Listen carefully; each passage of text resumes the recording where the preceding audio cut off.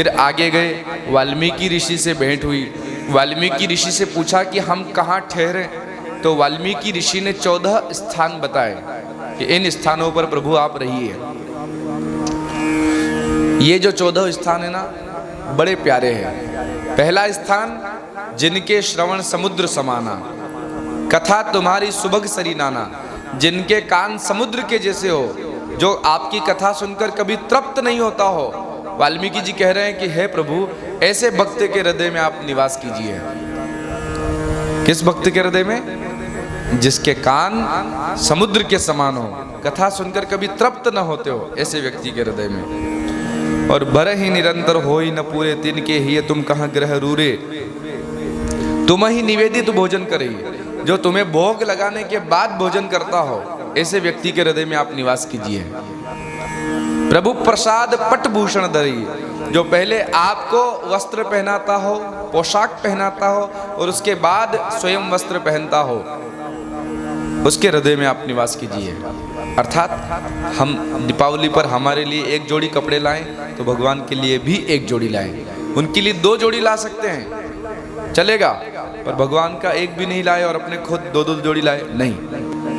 जो व्यक्ति पहले भगवान के लिए पोशाक खरीदता है, फिर खुद के लिए कपड़े खरीदता है, पहले भगवान को पहनाता है, फिर बाद में स्वयं धारण करता है। वाल्मीकि जी कहते हैं कि हे प्रभु, ऐसे व्यक्ति के हृदय में आप निवास कीजिए। और इन 14 स्थानों में सबसे आखिरी वाला जो स्थान बोला, बहुत प्यारा।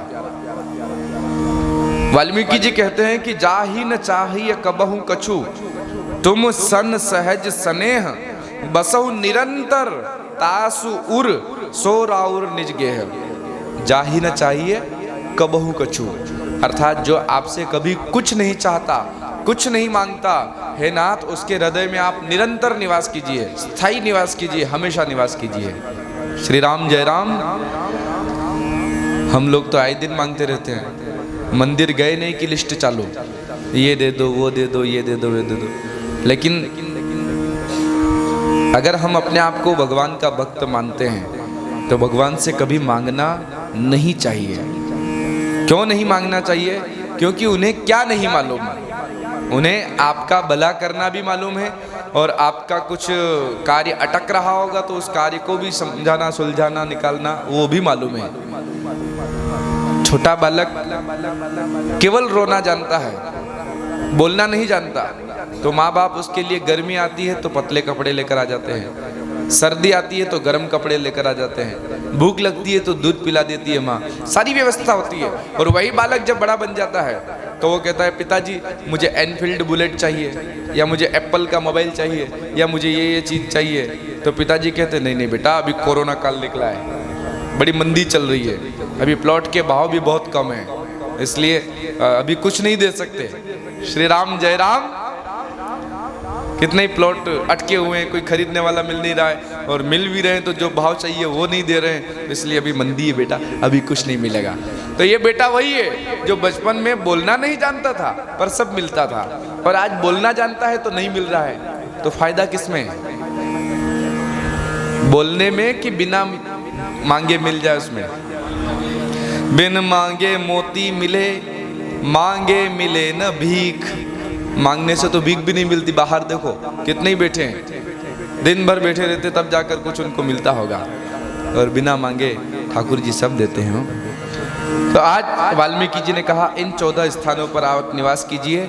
और ये आध्यात्मिक धरातल हुआ।